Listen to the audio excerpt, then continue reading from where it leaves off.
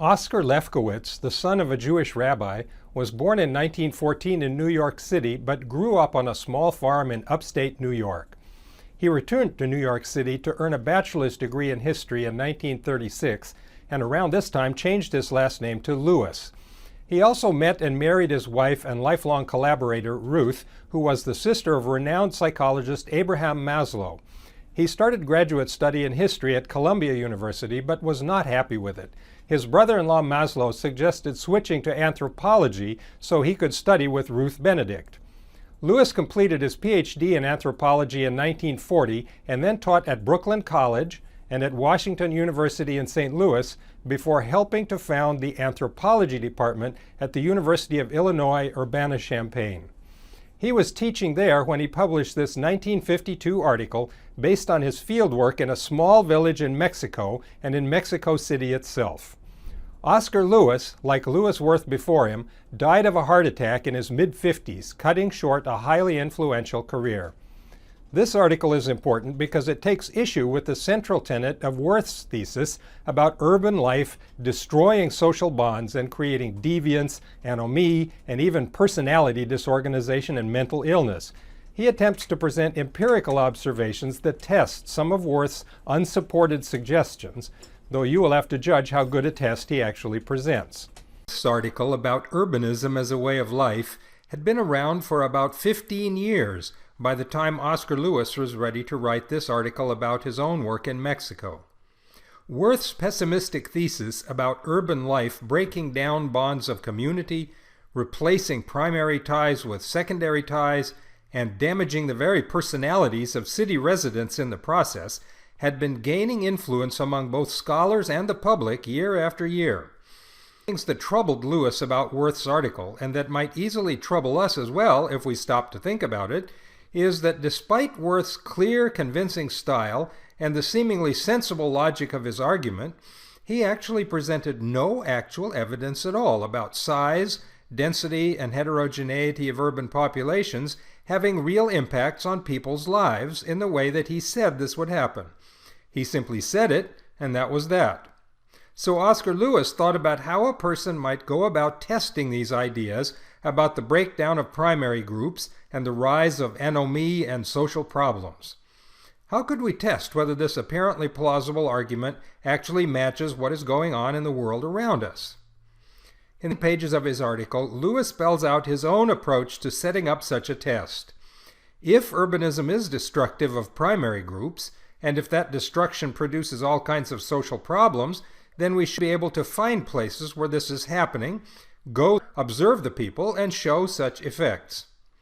Lewis had already been doing anthropological fieldwork in a little village in Mexico called Tepoztlan as part of a larger research agenda of his own. Lewis is most famous for his idea that people in poverty always develop the same kind of subculture, what he called the subculture of poverty, whether they live in rural Ireland, in the southern states of the United States, in a village, or any place else. This cult of poverty includes exaggerated contrasts in sex roles of men and women, with an emphasis on machismo for men, possibly to compensate for the fact that these men in poverty are not doing very well in the competition for economic and social power. They always still can claim a kind of crude physical power based simply on being men.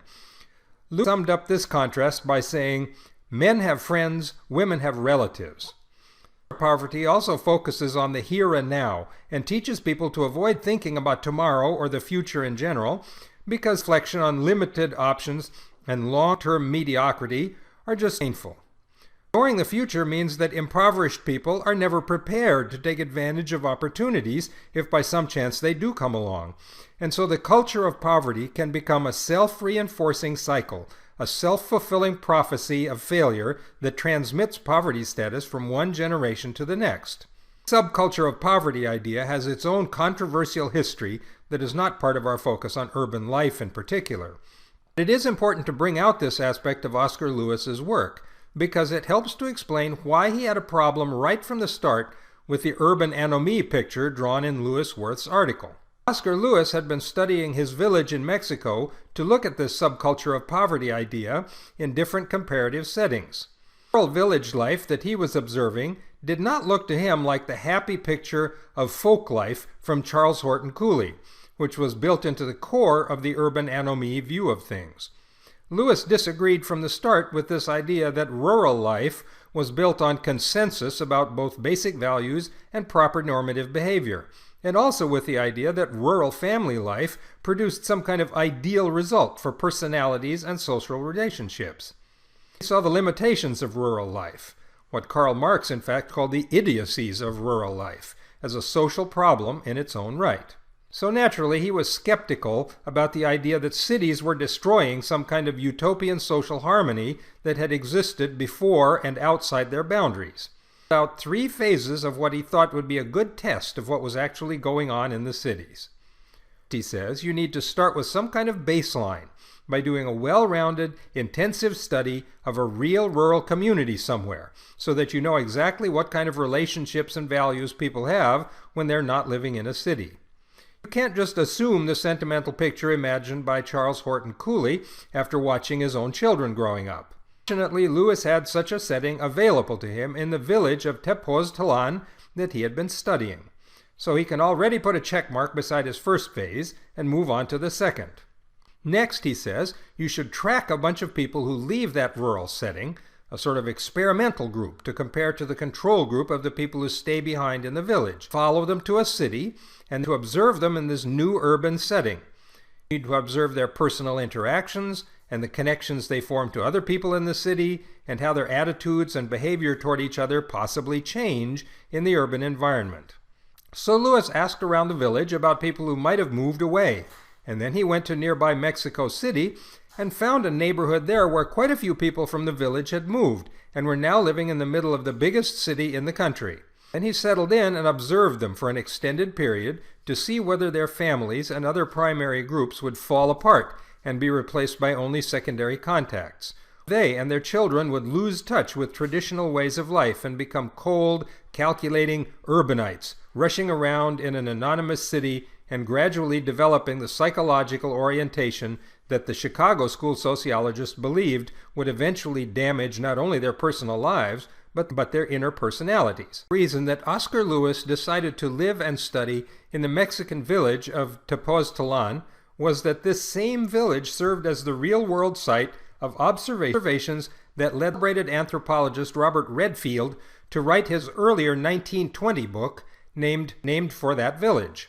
Redfield presented to the world a description of what he believed to be a empirical example of the sort of folk society that Charles Horton Cooley was talking about as the normal, traditional form of human societies, and also as the source of the kind of social life that produces normal, healthy personalities. I went back to this same village to see whether the descriptions in Redfield's earlier book matched up with the lives of people that he found living there. After extensive study, he published his own book about the place in 1951, 1 year before this article appeared. In Spanish, it also was called Tepoztlan, but the English title was Life in a Mexican Village, Tepoztlan Restudied. He argued that Redfield had been looking at the village through a filter of preconceived ideas about how static, traditional, and harmonious such a pre-urban context would be, and presented his own version of what life was like there. Of course, part of the discrepancy between these two accounts of life in the same village might have something to do with the passage of 30 years of time between them. After all, Tepoztlan is not very many miles south of Mexico City itself, and even though you have to go around a mountain to get to it, the influence of the Mexican capital city has been expanding out across this countryside for many decades. The popular tourist destination of Cuernavaca lies only a few kilometers away from Tepoztlan.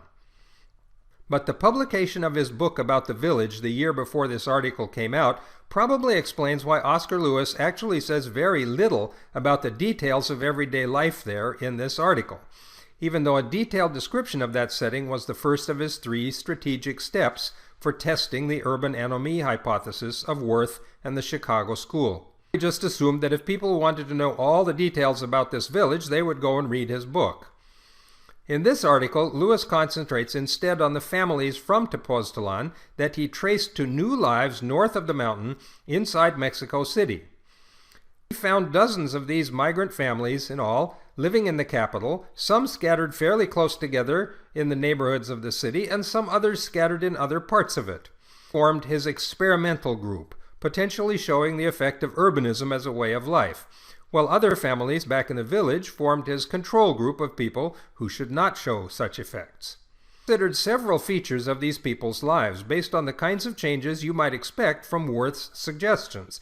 For instance, he looked for evidence of family disorganization, since the family is the leading example of traditional primary groups. Some different possible kinds of disorganization might include fathers who go off on their own, pursuing new city lives, and leave behind single mother families who have to cope and survive on their own. He expected that children would continue to live with their mothers, but it might also happen that mothers would neglect their children under the influence of the urban environment. However, after careful observation of these families, he had to conclude on his page 36 that there was, quote, little evidence of family disorganization in the city, unquote. If anything, he observed that once they got to the city, most of these families experienced improvements in their material situations, including better jobs, better housing, and related advantages like schools, more modern medical care, and other things you might expect to find in a city. Lewis mentions that they had more clocks, radios, and other signs of their progress in their homes. So this was the first strike against the urban anomie theory as far as he was concerned.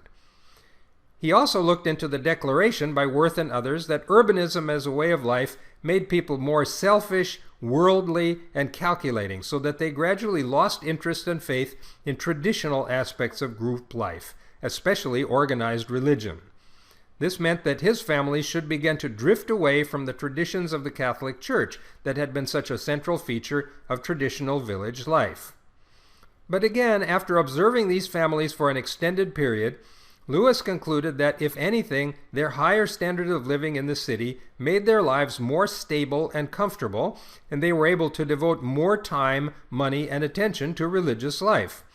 He concluded that on average these people actually became better Catholics in the city than they had been in the village, at least in the sense of observing the correct rites and attending Mass and so on.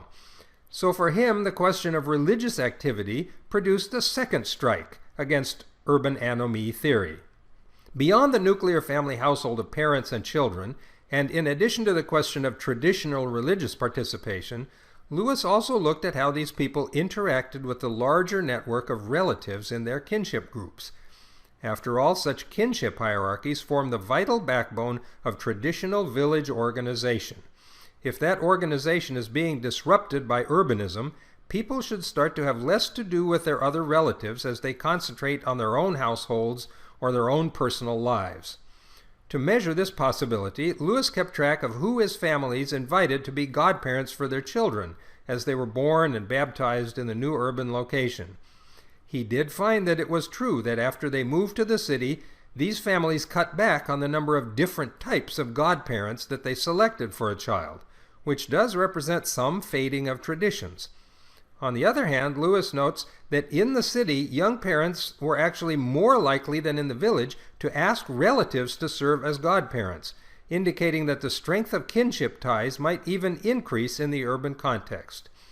This pretty much counts as a third strike against the urban anomie theory for Lewis.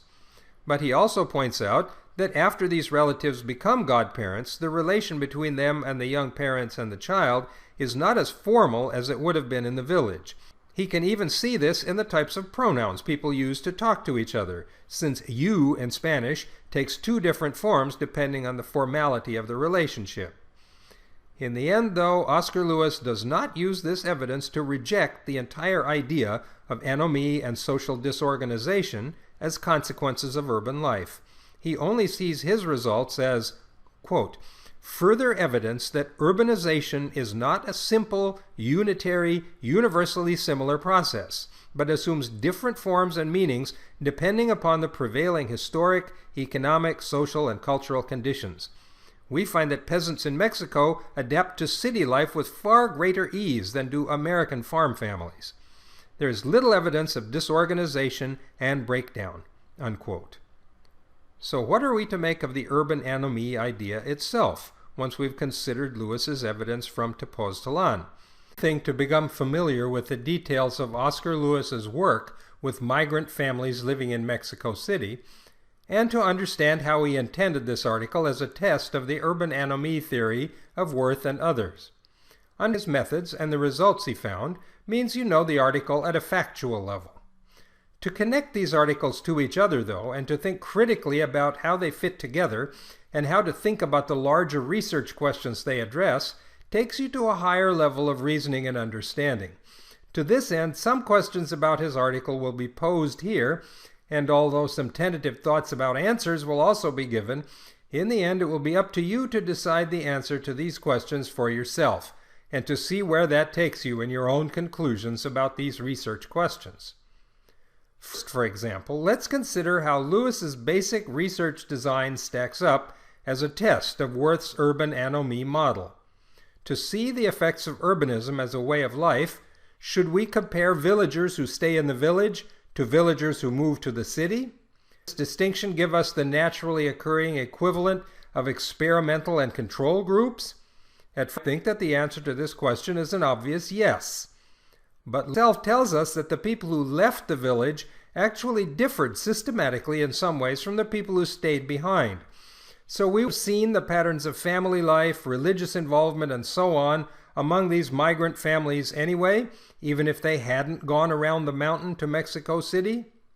Was it Mexico City that produced the differences Lewis observed, or was it the original differences between these families and the others in the village that explain what he found? He doesn't say much about this potential selection bias, but maybe that is because it does seem unlikely to produce the urban patterns he observed. Second, a village migrants to the city the right place for us to look for urban anomie effects at all? This gives us one argument about why the answer is yes, when he points to several studies of migration from farms to cities in the United States, studies that did conclude that the familiar patterns of family life on the farm were actually disrupted when people moved to cities. Think of possible reasons why the same kind of rural to urban migration would not have these effects in Mexico if we remember that U.S. farms tend to be isolated homesteads separated from each other by miles of fields, while in Mexico and most of the rest of the world, farmers usually mean people who live together in larger multifamily villages and fan outward from the village each day to work in the fields. Migrate from villages to a city, they often end up living in neighborhoods close to other families from their village, so they actually continue some of the exact same social relationships they had in the village, even with the same people. Farmers don't have this possibility. But this actually might mean that such village migrants, still in contact with former neighbors and relatives who have also migrated to the same city neighborhood, would not be expected to show signs of urban anomie problems because they haven't actually become urban in the sense that Wirth was talking about it. Very interesting that throughout his article, Oscar Lewis keeps referring to these migrants as villagers, even though they're now living in the middle of Mexico City. At the same point, maybe migrants to the city are not the way to go at all if we really want to study this question of urban anomie.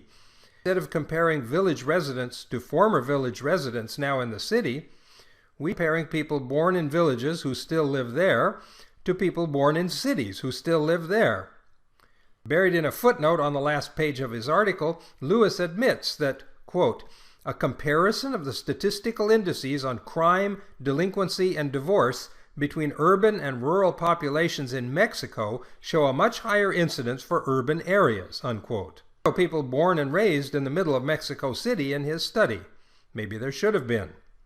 Third, Lewis admits that Tepoztlan may not be the best choice as a source of migrants to the city. Go ahead with that research approach. It isn't very far around the mountain from the edge of Mexico City itself. He gets closer to the village every year. Eventually, Tepoztlan may just be another suburb. It also recognizes that people have been going back and forth between this village and city for centuries, even before the Europeans arrived, and because of this, he says we would expect the villagers and the city residents to have a lot more in common, making migration less traumatic and potentially disorganizing. And finally, Lewis refers at least indirectly to the fact that throughout the first half of the 20th century, Mexico City remained a pre-industrial city in a predominantly rural culture and society. We even expect the same kinds of effects on city dwellers in pre-industrial and industrial cities? Wirth actually made the strong claim that we do, that size and density will produce urbanism as a way of life even in ancient pre-industrial cities. On that count, it certainly seems fair to use Mexico City to test his ideas. In fact, if it turned out that urban anomie was not a problem in pre-industrial cities, it still might be a serious problem in modern industrial cities.